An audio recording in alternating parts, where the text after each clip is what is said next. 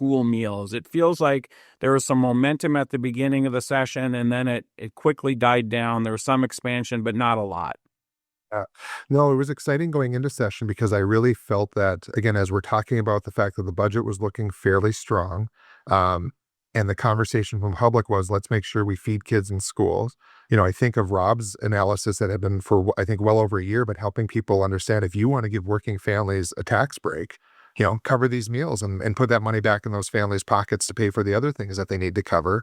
Um, and so it was disappointing that it didn't get more legs, or advance through the session. A lot of that did get drowned out by talking about vouchers and education savings accounts.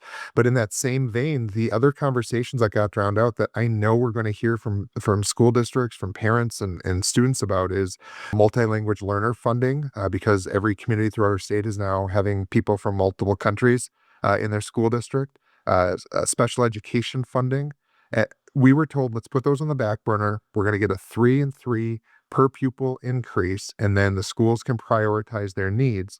And in the end, we only got a 2.5 and a 2.5, which we know is not going to keep up with things like healthcare costs, and other things that these school districts are going to face. So my concern is, again, because we spent all this time talking about things that weren't necessarily the priorities of North Dakotans, we didn't get to address the priorities that we hear about every day when we go back to our communities.